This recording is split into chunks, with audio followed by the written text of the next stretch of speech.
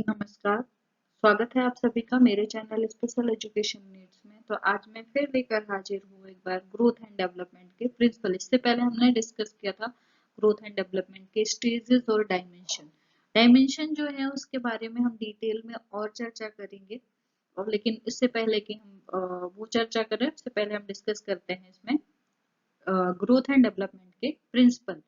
सबसे पहले हम जानते हैं ग्रोथ एंड डेवलपमेंट के प्रिंसिपल क्या है। हमने उस वीडियो में ग्रोथ एंड डेवलपमेंट के बारे में भी चर्चा करी थी। तो आप बताइए कि ग्रोथ और डेवलपमेंट क्या होता है या उन दोनों में डिफरेंस क्या है।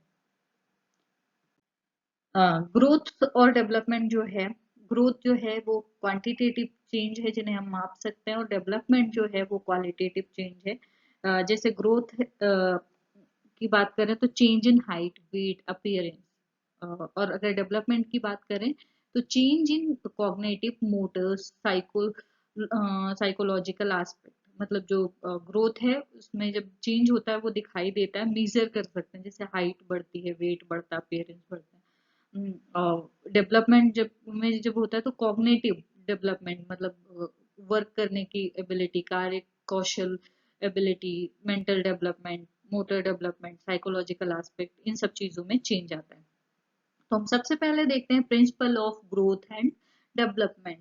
मतलब प्रिंसिपल और ग्रोथ एंड डेवलपमेंट का प्रिंसिपल क्या है। तो जिस the change that occur as a result of the process of growth and development in an individual appear to be based on certain principle. These principle are called principle of growth and development.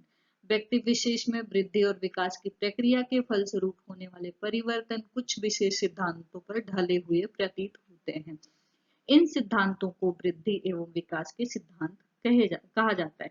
मतलब जो इसमें changes होते हैं, जो भी growth और development की process होती है, इंडिविजुअल अपीयरेंस होते हैं, वो किसी अ, मतलब किसी चीज के फलस्वरूप होते हैं और विशेष सिद्धांतों पर ढले हुए होते हैं। तो देखते हैं सबसे पहला प्रिंसिपल क्या है। फर्स्ट प्रिंसिपल जो है, प्रिंसिपल ऑफ कंटिन्यूटी, यानी कि निरंतरता का सिद्धांत। प्रिंसिपल ऑफ कंटिन्यूटी की बात अगर हम करें तो बच्चे का विकास जो होता है वो कंटिन्यूअस होता है, निरंतर होता है, उसमें कभी रुकता नहीं। जैसे वोम्ब टू टोम्ब तक, जब बच्चा जन्म लेता है माँ के पेट में होता है, उसके बाद से जब तक बच्चे की डेथ नहीं होती तब तक उसका विकास हमेशा चलता रहता। तो हम कह सकते हैं development is a continuous process and individual start his life form. मतलब जैसे बॉडी चेंजेस होते हैं, ट्रिनिटी शेल होते हैं, माइंड चेंज, ह्यूमन, और बहुत सारी चीजें होती हैं जो हमेशा कंटिन्यूअस चलता रहता है। So this sensory stage, the development is non-stop process. It start from the mother womb itself and continue till death. Starting our life from a small and insignificant size, the complete development of all aspects of our personality, physical, mental, social, etc., continues to be accomplished will due to his quality of continuity। ये सिद्धांत बताता है कि विकास एक न रुकने वाली प्रक्रिया है। माँ के गर्भ से ही यह प्रारंभ हो जाती है तथा जब तक डेथ नहीं होती तब तक चलती रहती है। एक छोटे से नागंड आकार से अपना जीवन प्रारंभ करके हम सबके व्यक्तित्व के सभी पक्षों, शारीरिक, मानसिक, सामाजिक आदि का संपूर्ण विकास इसी निरंतरता के गुण के कारण भली भांति संपन्न होता है। नेक्स्ट जो है, वृद्धि और विकास की गति की दर एक सी नहीं होती। मतलब जो rate of growth and development is not uniform. मतलब जो वृद्धि और विकास होता है उसकी दर एक सी नहीं होती, हमेशा चेंज होती रहती है।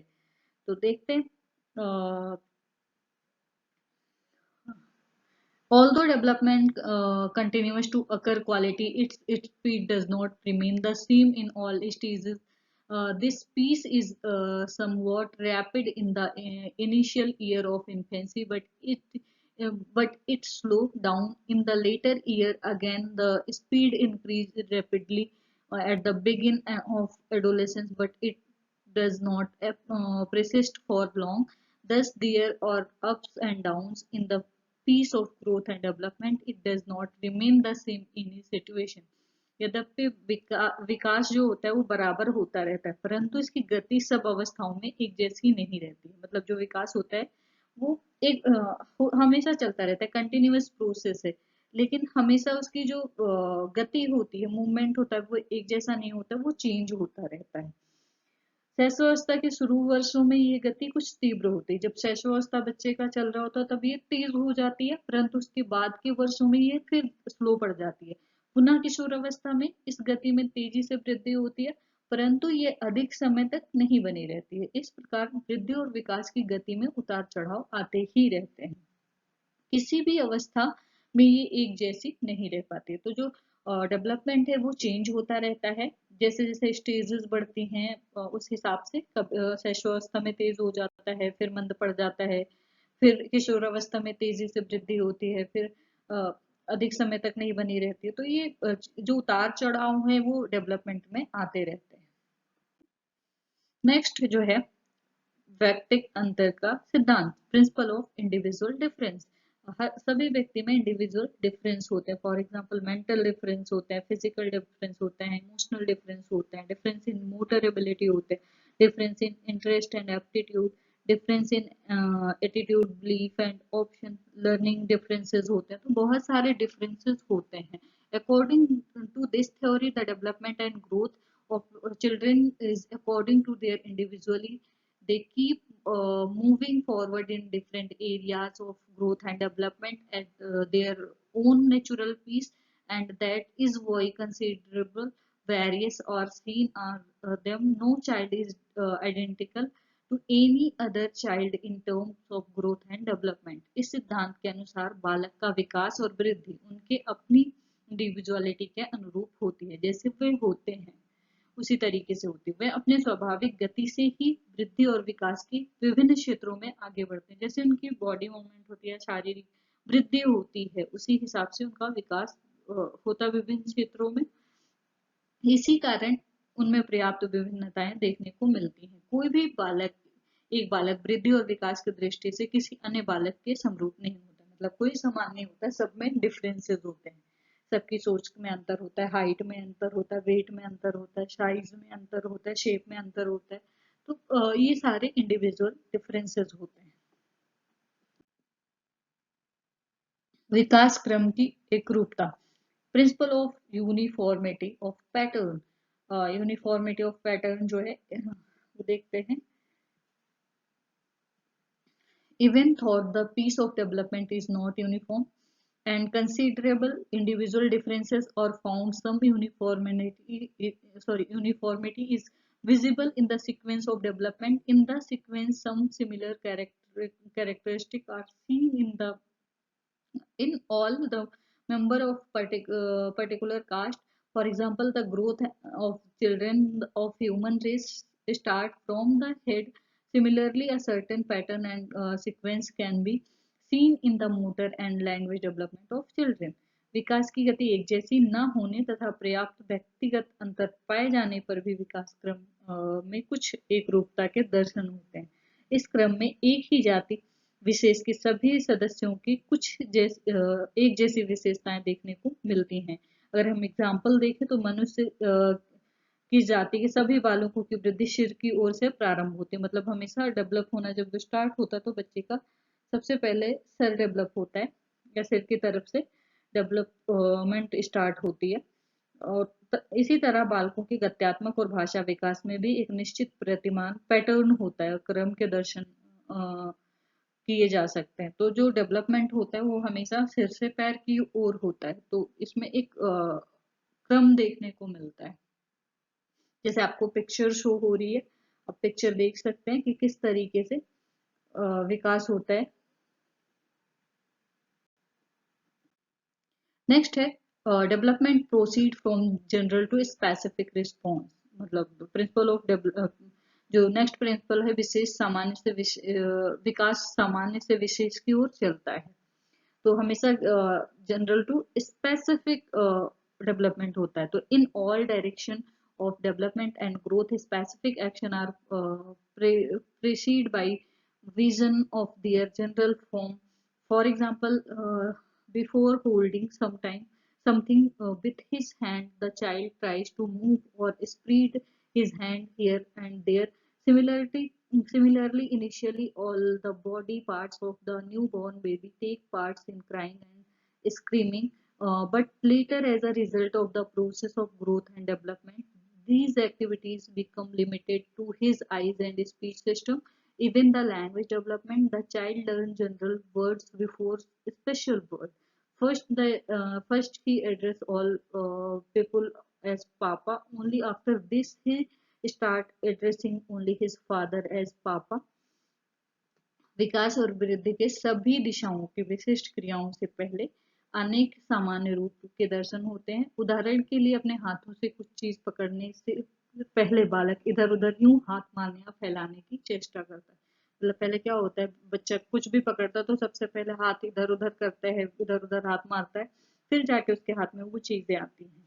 तो इसी तरह शुरू में एक नवजात शिशु के रोने और चिल्लाने से उसके सभी अंग प्रत्यंग भाग लेते हैं, परंतु बाद में वृद्धि और विकास की प्रक्रिया के फलस्वरूप ये क्रिया उसकी आंखों और वाक तंत्र तक सीमित हो जाती है।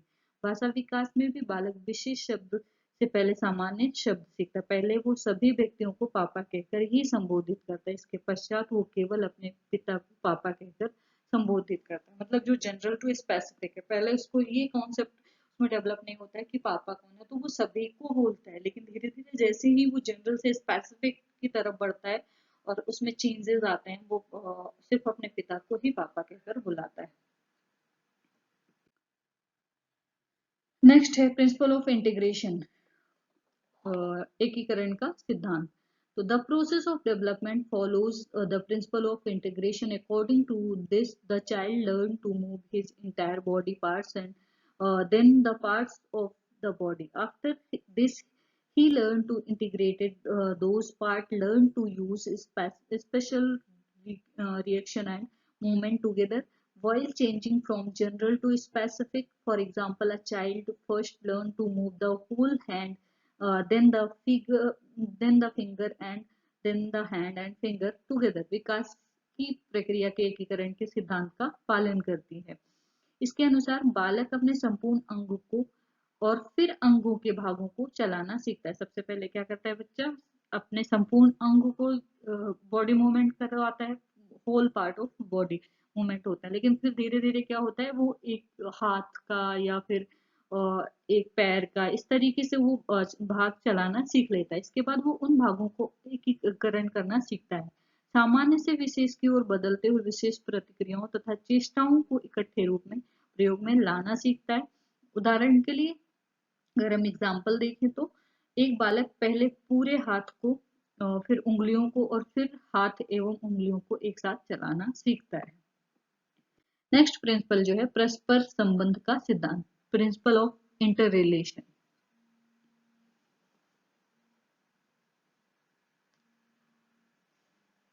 all condition of development, physical, mental, social, emotional, etc., all interrelated to each other. Development in any one of these direction has the potential of completely influence development in all other direction. For example, children who have above average intelligence are found to have advanced significantly in terms of physical and social development. On the other hand, deficiencies found in one area prove to be an obstacle to progress in another area. This is the reason why children who are backward in terms of physical development remain equally behind in emotional, social and intellectual development. विकास की सभी दशाएं शारीरिक, मानसिक, सामाजिक, संवेगात्मक आदि एक दूसरे से परस्पर संबंधित हैं। इनमें से किसी भी एक दिशा में होने वाले विकास अन्य सभी पहलुओं, अन्य सभी दिशाओं में होने वाले विकास को पूरी तरह से प्रभावित करने की क्षमता रखते हैं। उदाहरण के लिए जिन बच्चों में औसत से अधिक वृद्धि होती है वह शारीरिक और सामाजिक विकास की दृष्टि से भी काफी आगे बढ़े हुए पाए जाते हैं। दूसरी ओर एक क्षेत्र में पाई जाने वाली न्यूनता दूसरे क्षेत्र में हो रही प्रगति में बाधक सिद्ध होती है। यही कारण है कि शारीरिक विकास की दृष्टि से पिछड़े बालक संवेगात्मक, सामाजिक और बौद्धिक विकास में उतने ही पीछे रह जाते हैं। मतलब अगर हम बात करें प्रिंसिपल ऑफ इंटर रिलेशन की, तो इसमें किसी भी दिशा में होने वाला विकास अन्य दिशाओं में होने वाले विकास को पूरी तरह से प्रभावित करता है। फॉर एग्जाम्पल, अगर किसी बच्चे में औसत अधिक वृद्धि होती है तो वह शारीरिक सामाजिक दृष्टि से काफी आगे पाए जाते हैं, उनका कॉग्निटिव लेवल भी अच्छा होता है, सोशलाइजेशन भी अच्छा होता है, तो इस तरीके से इंटर रिलेशन होता है एक दूसरे का। नेक्स्ट है विकास की भविष्यवाणी की जा सकती है, मतलब डेवलपमेंट इज प्रेडिक्टेबल, मतलब जो डेवलपमेंट होता है वो प्रेडिक्टेबल होता है, उसकी भविष्यवाणी की जा सकती है। तो by keeping in mind the piece of a child on growth and development, the direction and from his progress can be predict. For example, an X-ray picture of the bones of a child's wrist can tell that types, sorry, tell what types of shape he will have in the future. Similarly, with the help of knowledge of the child's mental abilities at this time, prediction can be made about his future mental development. एक बालक की अपनी वृद्धि और विकास की गति को ध्यान में रखकर उसके आगे बढ़ने की दिशा और स्वरूप के बारे में भविष्यवाणी की जा सकती है। उदाहरण के लिए, अगर हम एक बालक की कलाई की हड्डियों का एक्सरे देखते हैं तो ये चित्र बता सकता है कि उसका आकार किस प्रकार आगे जाकर किस प्रकार का होगा। तो इस तरह बालक इस समय की मानसिक योग्यताओं के ज्ञान के सहारे उसके आगे के मानसिक विकास के बारे में पूर्वानुमान लगाया जा सकता है। अगर हम किसी बच्चे का देखते हैं कि डेवलपमेंट अच्छा, वो अच्छे से जवाब दे रहा है, वर्क एबिलिटी अच्छी है, और तो हम उस हिसाब से उसका प्रिडिक्शन कर सकते हैं कि वो आगे जाकर भी अच्छा बनेगा। नेक्स्ट जो है विकास की दिशा का सिद्धांत, प्रिंसिपल ऑफ डेवलपमेंट डायरेक्शन। तो according to this theory, the process of development progress in predetermined direction. Explaining this, Kapuswamy has written that the development occur in cephalocaudal and proximo-distal order. इस सिद्धांत के अनुसार विकास की प्रक्रिया पूर्व निश्चित दिशा में आगे बढ़ती है। कपूस्वामी ने इसकी व्याख्या करते हुए लिखा है कि विकास सेफालोकार्डल और प्रॉक्सिमोडिस्टल क्रम में होता है। तो इसमें दो डायरेक्शन उन्होंने बताया, पहला सेफालोकार्डल और दूसरा प्रॉक्सिमोडिस्टल। ठीक है, तो देखते हैं हम सेफालोकार्डल क्या है। अब सेफालोकार्डल क्रम का विकास लंबवत रूप में लॉन्गिट्यूडनल होता है। जैसे ये बच्चे की फोटोज में दिख रहा है कि किस तरीके से इसका विकास लंबवत तरीके से हुआ है। तो इससे पहले बालक अपने सिर और भुजाओं की गति पर नियंत्रण करना सीखता है और बिना उसके बाद फिर टांगों को, इसके बाद वो अच्छी तरह से सहारे से खड़ा होना चलना सीखता है। तो the process of cephalocaudal direction from head down to tail. तो जो सेफालोकॉर्डल डेवलपमेंट होता है वो हमेशा हेड से टेल की तरफ होता है। That this means that improvement in structure and function come first in the head region, then in the trunk and last leg region. सबसे पहले हेड होता है, फिर ट्रंक, फिर लास्ट रीजन जो होता है वो लेग होता है बच्चे का। नेक्स्ट है proximo distal. According to the proximo distal sequence, the sequence of development starts from the center, then external development take place, and after this complete development, for example, first the spinal cord develops, and then the arms, hands and finger develop, and then there is a complete combined development of all these। मतलब जो proximo-distal क्रम के अनुसार विकास का जो क्रम केंद्र से प्रारंभ होता है वो बाहरी विकास होता है। इसके बाद संपूर्ण विकास, उदाहरण के लिए सबसे पहले रीढ़ की हड्डी डेवलप होती है, मतलब जो स्पाइनल कॉर्ड होता है। उसके बाद हाथों का विकास होता है, उसके बाद भुजाओं का विकास होता है, फिर हाथों की उंगलियों का, तथा उसके पश्चात संपूर्ण रूप से विकास होता है। ये पिक्चर दिख रही है। तो सबसे पहले प्रॉक्सिमो डिस्टल जो है किस तरीके से होता है। The process is proximodistal from center or middle periphery direction. Development proceed from near to far, पास से दूर की ओर, outward the central axis of the body toward extremities. Next है विकास लंबवत सीधा ना होकर हमेशा स्पाइरल होता है, वर्तुलाकार होता है। Development is spiral and not linear. The development of a child is not linear but circular. It does not achieve development by moving straight or at the some piece, but move forward by moving backward and making its development mature and permanent like a circular shape.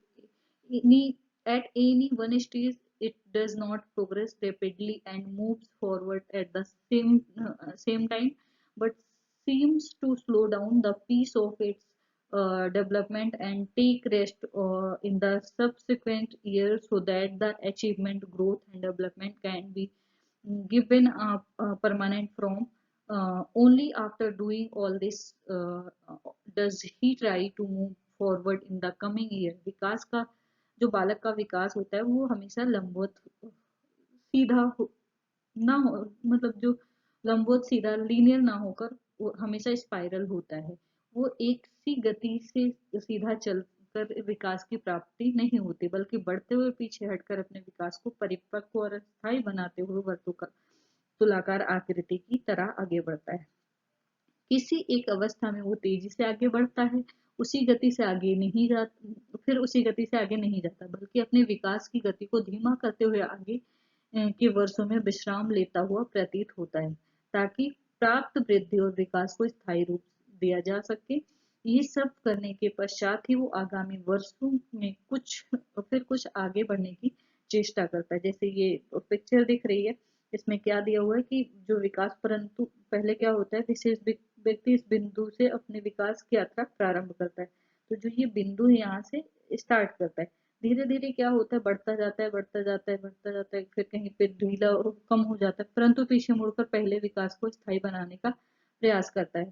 पहला जो विकास होता है उसको स्थायी बनाता है, फिर पहले वो इस प्रकार की गति करता हुआ आगे बढ़ता है. तो विकास इस रूप में होता है, सीधा मतलब सीधा नहीं होता है, लीनियर नहीं होता है, हमेशा स्पाइरल की तरह होता है.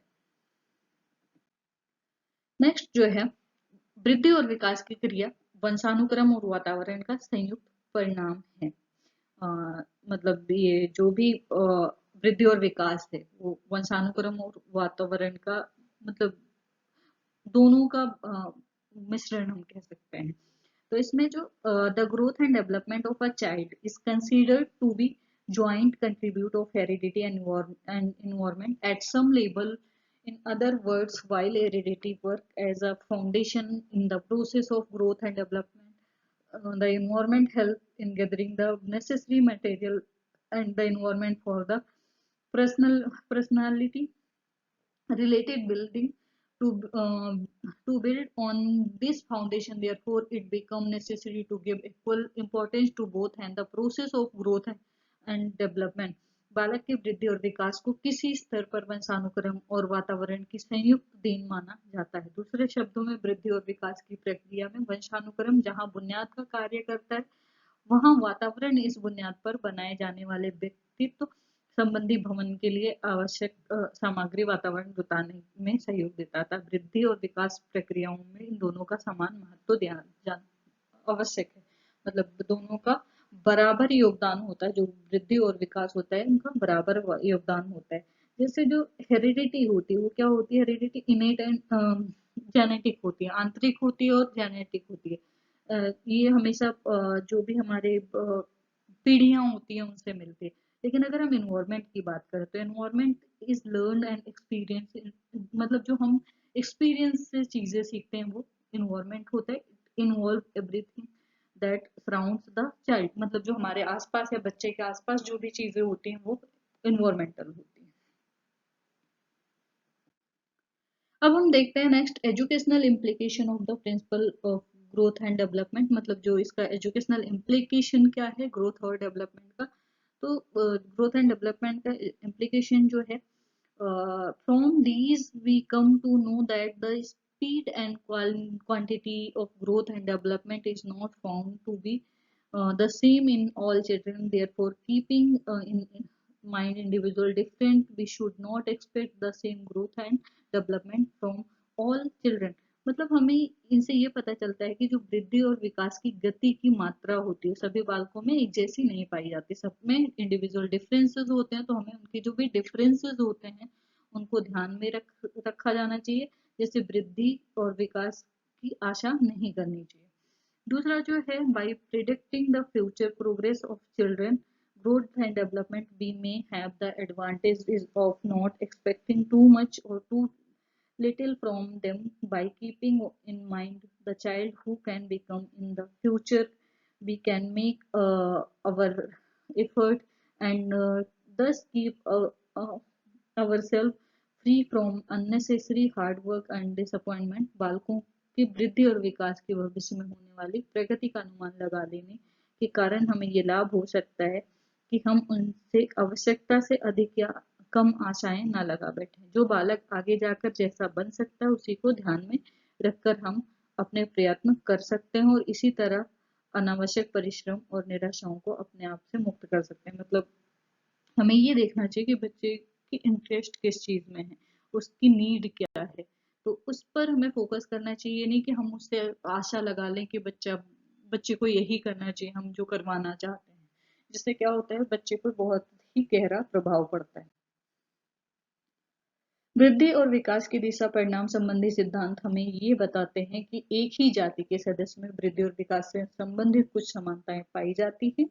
उस दिशा में जिस रूप में विकास या वृद्धि होनी चाहिए उस तरह बालक की वृद्धि और विकास उस विशेष अवस्था या आयु में हो रहा है या नहीं, इस बात का हम ध्यान रखने की चेष्टा करते हैं। इसी आधार पर हम बालक में सामान्यता या असामान्यता की मात्रा का अनुमान लगाकर उचित वृद्धि और विकास में सहयोग प्रदान कर सकते हैं। मतलब हम एबनॉर्मल और नॉर्मल चीजों में देख सकते हैं कि बच्चे में विकास प्रॉपर हो रहा है या नहीं हो रहा है। अगर नहीं हो रहा है तो उस पर हम कोई ना कोई एक्शन कर सकते हैं। नेक्स्ट जो है, जैसे मानसिक विकास, शारीरिक विकास, संवेगात्मक और सामाजिक विकास आदि परस्पर एक दूसरे से संबंधित हैं। इस बात का ज्ञान हमें बालक के सर्वांगीण विकास पर ध्यान देने के लिए प्रेरित करता है। कभी एक पहलू पर ध्यान न देने की से दूसरे सभी पहलुओं में हो रही प्रगति में बाधा पड़ती है। इस बात का ज्ञान हमें परस्पर संबंध के सिद्धांत द्वारा होता है। दूसरा जो है, बाद में आने वाले समय में वृद्धि और विकास को ध्यान में रखते हुए क्या क्या विशेष परिवर्तन होंगे, इस बात का ज्ञान भी हमें इन सिद्धांतों के आधार पर हो सकता है। ये ज्ञान न केवल माता पिता तथा अध्यापकों के विशेष रूप में तैयार होने के लिए आधार देता है, बल्कि इससे भी आने वाली समस्याओं तथा परिवर्तनों के लिए अपने आप को तैयार करने में करने में समर्थ हो जाते हैं। नेक्स्ट जो है, वंशानुक्रम तथा वातावरण दोनों मिलकर बालक की वृद्धि और विकास के लिए उत्तरदायी हैं। कोई एक नहीं, इनमें से किसी की भी अपेक्षा नहीं की जा सकती है।